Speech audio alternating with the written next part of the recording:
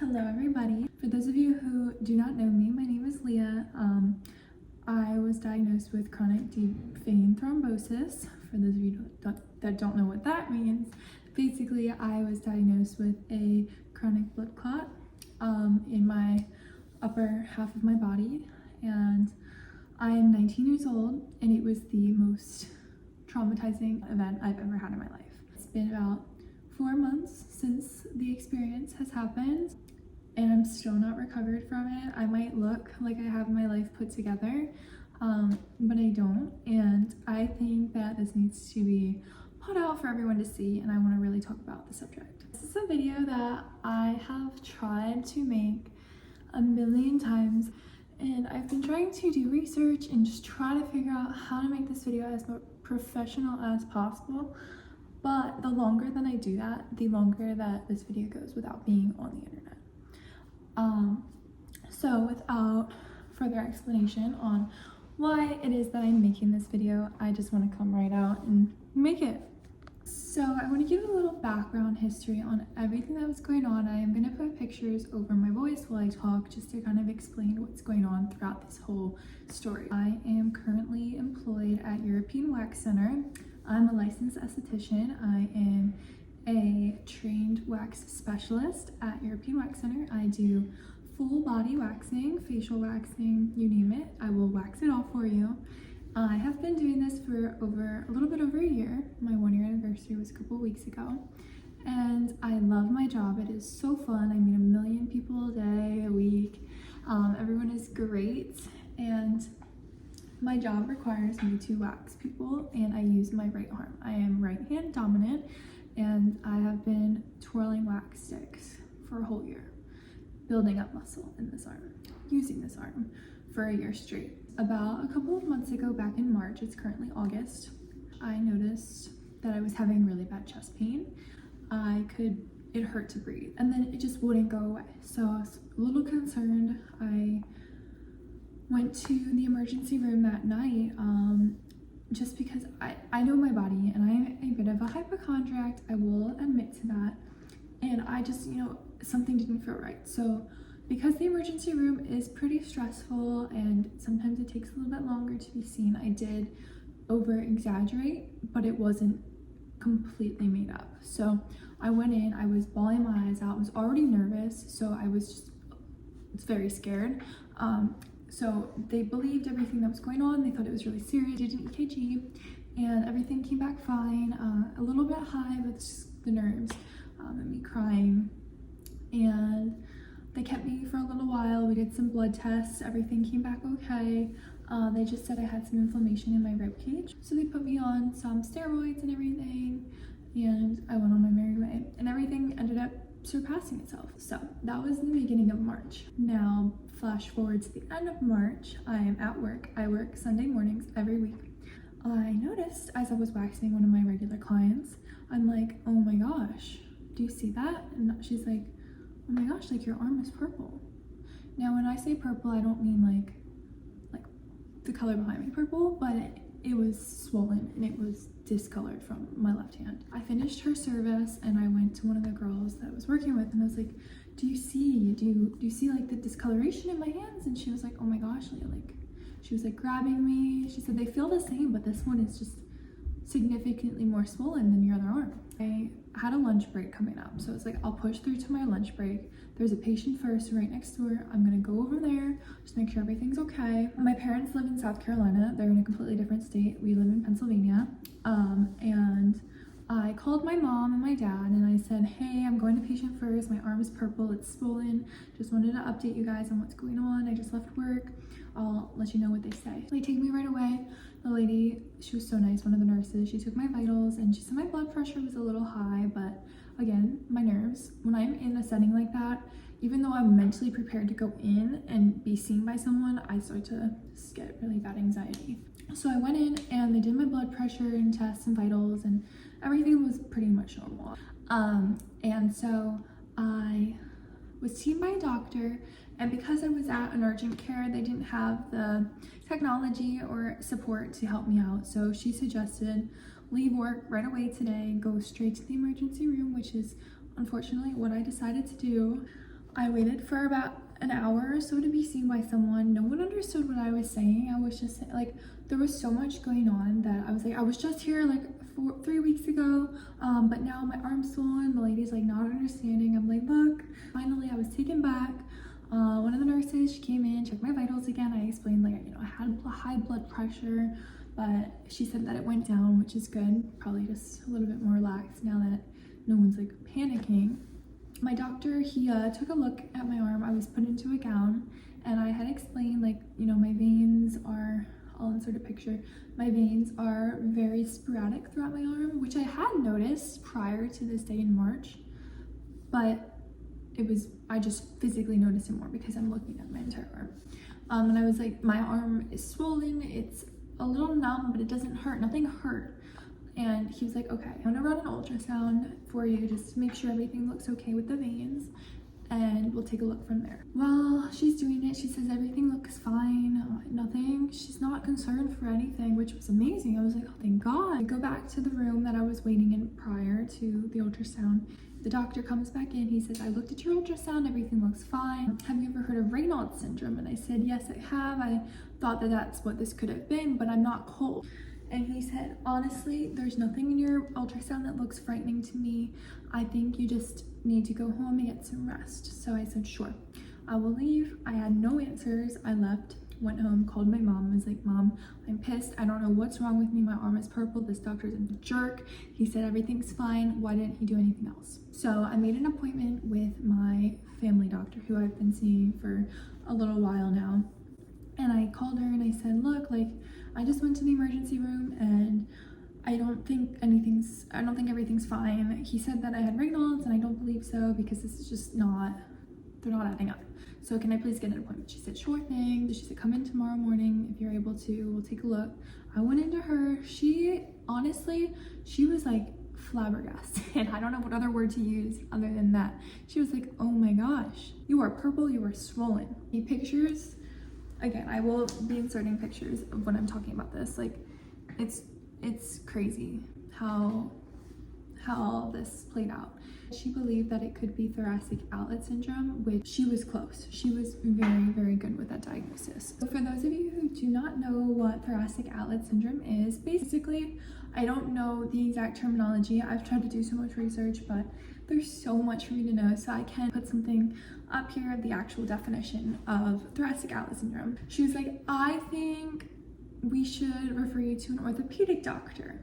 So that day I called and made an appointment as soon as possible because I'm so frustrated at this point and I'm terrified. So I made an appointment that day with an orthopedic doctor. I went in and he did some movements, he moved my arm around, made sure it's flexible, nothing hurts. He's like rubbing, feeling, everything feels fine. But basically he said, let's do physical therapy. And I made the appointment when I left for physical therapy and I canceled it right away.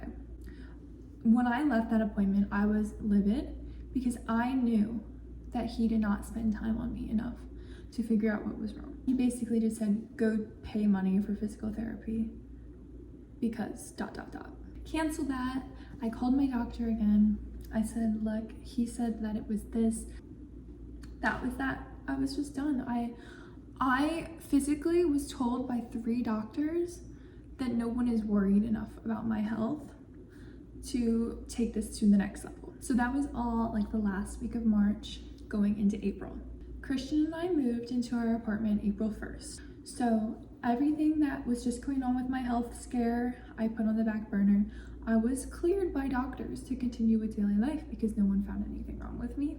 So we moved into our apartment. I was still swollen and purple. Life was back to normal. We were working, everything was good. And finally, I'm like to Christian, it's like the end of April, and I said, I'm like, my arm is still like this. My veins look like I just worked out for an hour. For this whole time, I've been sending pictures constantly to my family. I'm like, arm's still purple. I texted my sister and she right away, she's like, Leah, you should go see a vascular doctor. My sister's advice, she is a vet, so she doesn't know a thing about human anatomy, but she knows animal anatomy. Very similar in some extent. So I make the appointment, I explain what's going on. I said I've seen multiple doctors, but I really think I need to see a vascular specialist. So I'm so glad I did. So I got in with my vascular doctor. The nurse asked me a million questions. She looked at my arm, she felt my arm, she saw everything that I was talking about. She understood me, she listened to me. I love that nurse, she is a sweetheart. And she left the room. She said, I'm gonna go get your doctor and I will be back. She comes back without the doctor and she says, we're gonna do an ultrasound of your arm again. So I go get the ultrasound, and the lady's doing the ultrasound. She was all up in here, she was all down my arm, mostly like in this area. And my doctor comes in. I've never met this woman a day in my life. She comes in, she looks at the screen. I kid you not, I just felt like a shatter. Like I felt something shatter when she looked at the screen.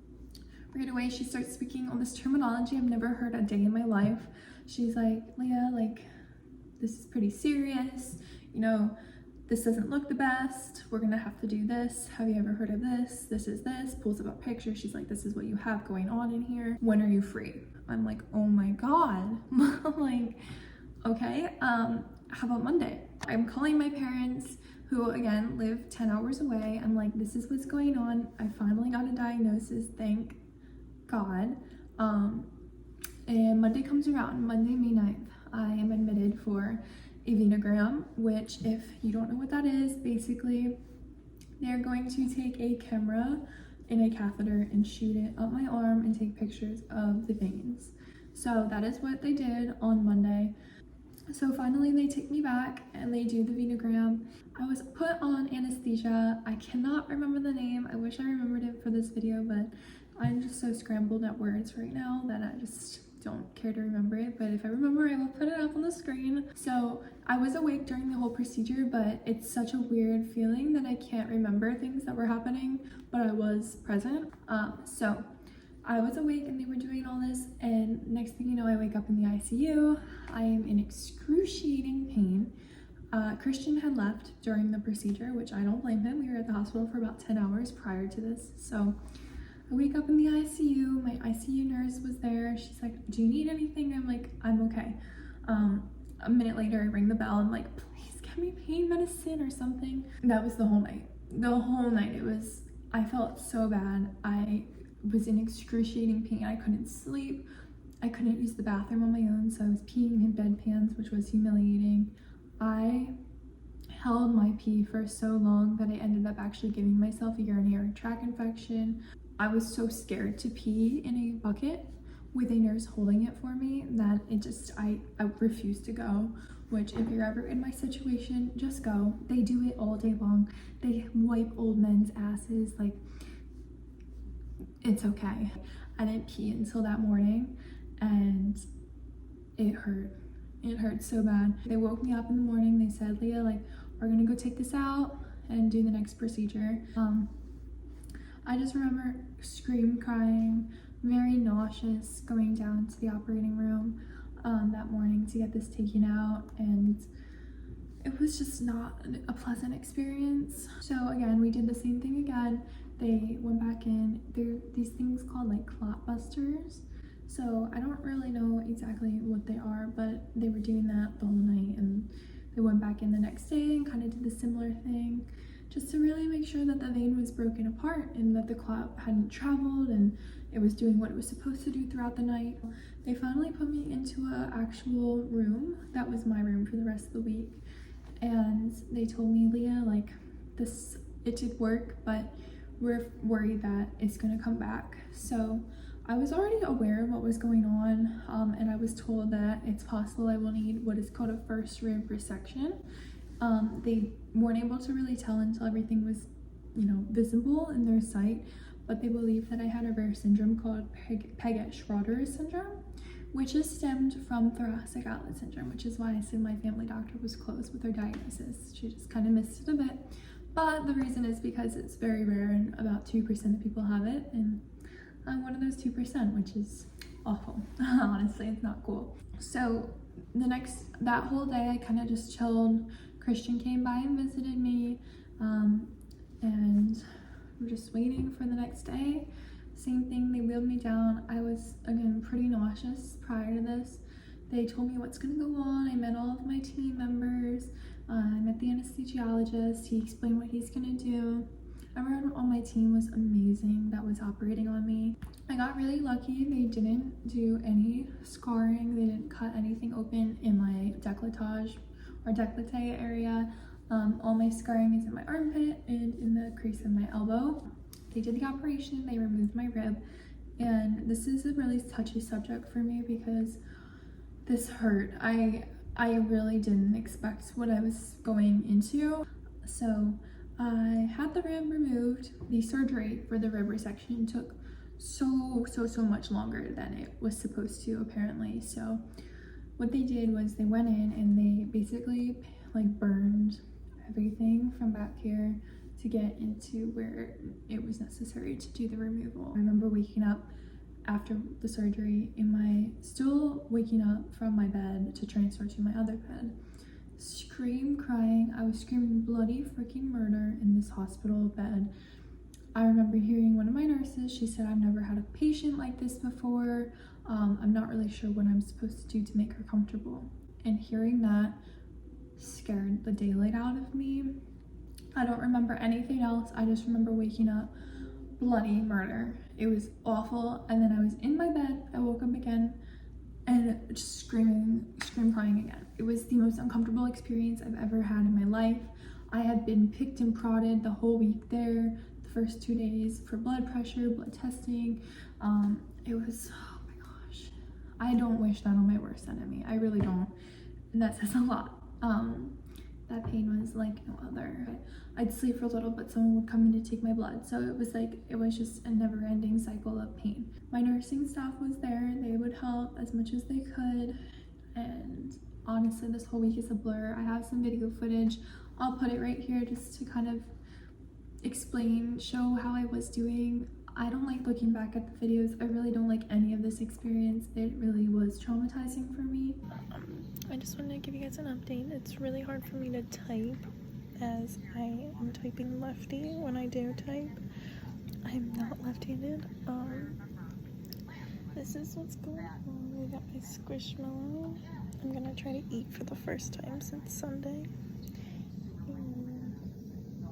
My fingers move. Hand is very swollen. I'm wrapped up. That was my second procedure. I had one yesterday, one today. My last one tomorrow. It's gonna be the most invasive. They're gonna go in and take my first rib out, which is horrifying, but I'm okay. So yeah, I just wanted to give you guys an update. Everything's going really well. Just a little uncomfortable. I have some oxygen. My anxiety is through the roof. So I'm gonna go eat, try to sleep. Yeah. Well, turns out I had a pretty big blood clot in my arm. So now that I've gotten this procedure, I know a little bit more about what's actually going on, but in my right arm, they went in like right in your elbow, obviously the inside of my arm, and there's two veins, and the one was just really cloudy, not really existent, and then the other one is like up here, and it just kind of cut off, and like there was just a lot of scar tissue. So they, removed the clot, figured everything out, opened up my veins, and then to prevent this from ever happening again, sorry, the trash lady came in, but they did end up taking out my first rib. I don't know if they really took the whole thing. I'll have to get some pictures, but to take out a rib to prevent more clotting in the future. So it's pretty invasive. I'm okay right now, but pain is like no other. We're managing it as best as we can. I had a drain. My doctor removed that today, just collecting fluids.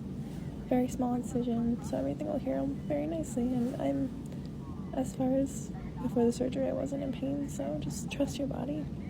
After the surgery, the next day, I woke up still in a lot of pain, but the therapist, she was like trying to get me to move, and everyone was trying to get me to move, and it just really hurt. And then I had to get injections into my stomach for blood thinners. I was on heparin drips. I had a drain coming out of my armpit that my surgeon ended up removing for me just from fluids, and they unwrapped my wrist with all the bandaging and everything. They were forcing me to get up to walk. I was still attached to this thing. I wasn't peeing on my own. because of the urinary tract infection, I was taking antibiotics. So my pee was black. I will insert a picture of my urine. It was disgusting. Luckily that healed itself very, very quickly after the fluids and the drip. My anxiety was through the roof.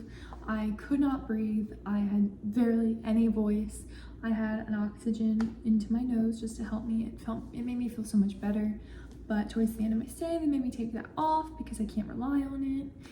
It was a mess. I feel like this video is all over the place, and I really don't know how else to describe what I went through, because that's just how my life has been lately, all over the place from all of this. Finally, I wake up and I'm starting to feel a lot better the next couple of days. I was in the hospital from Monday to Saturday, and the day before I left, I did some therapy exercises with the physical therapist who came down to make sure I was okay enough to leave. We walked around. I was able to walk finally. I was able to get up and use the bathroom on my own with my left hand.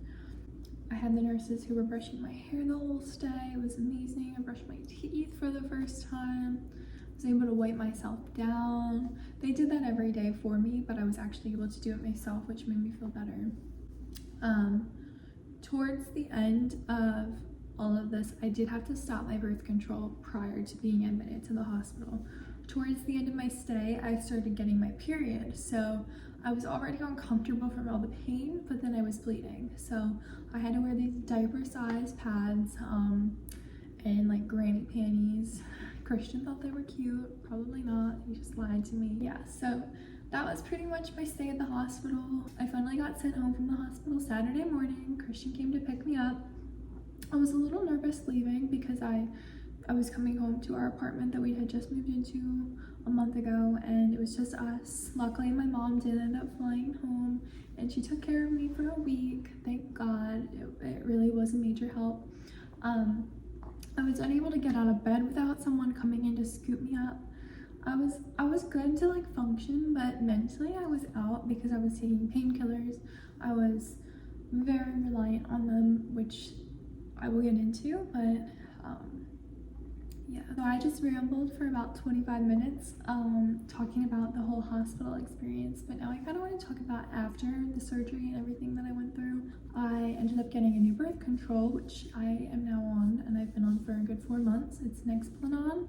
It is the implant in my arm. I'll upload a picture of what it looked like when I first got it. I really had no other choice of birth control options other than the IUD, which I did not want to get. I finally got off of all of my painkillers completely, and I started to go through withdrawal from them, I believe.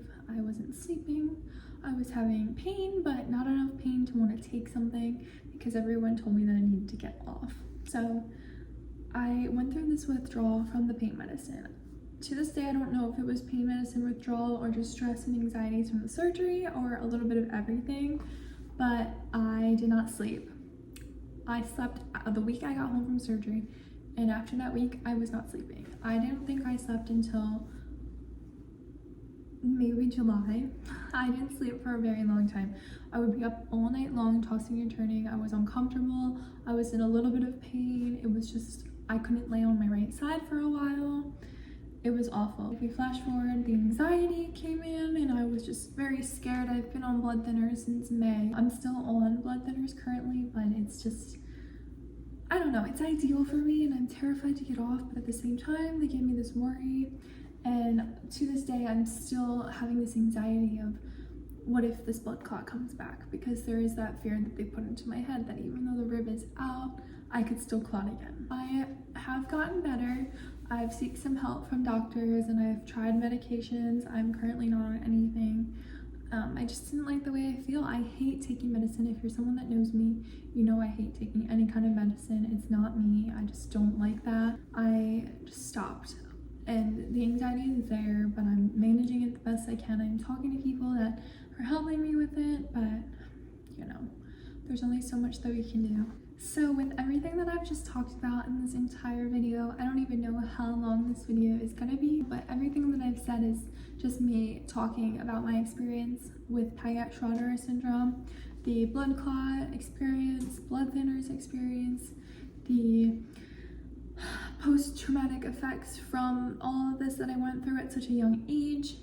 I just want to put awareness out onto the internet because I feel like this needs to be talked about a lot more than it is.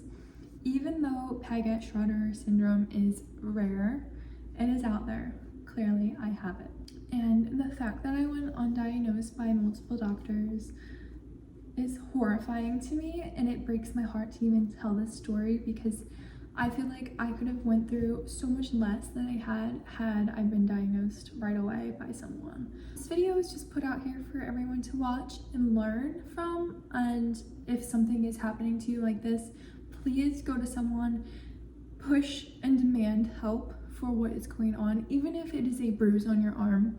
And I know that, like, when I tell this story to people and friends and family, I take it so lightly, but blood clots are not to be messed with. The blood clot could have broken off and it could have gone into my brain, it could have had a stroke, it could have gone into my lungs, it could have had a pulmonary embolism, which is very, very common with blood clots. Who knows what could have happened? For all I know, I could have died. I mean, I hate to say it, but it's true. I was living with this clot for about 2 months, maybe even more, we don't know. So from what you can gather from this video, if you didn't watch the whole thing and you came to the outro, I don't know what you did. Honestly, I probably didn't want to sit through this, but just if you feel like something does not feel right with your body, just go seek help and don't stop until you find an answer, because health, we only get one chance on this earth, and I'd hate to see it wasted by something that is out of your own control. So if anyone has any questions or anything regarding their health, or just anyone wants to talk about anything, my comment section will be open. I feel for everyone that has gone through anything dramatic like this. I am still feeling the weight from all of this. I know it's going to get better a matter of time, but the scars are there every day to remind me. The veins are still there. It's all in my head, and it's just, I don't think it's gonna go anywhere for quite some time, but I think making this video will help me kind of take a deeper breath, knowing that it's out there for other people to find and get some resource of information.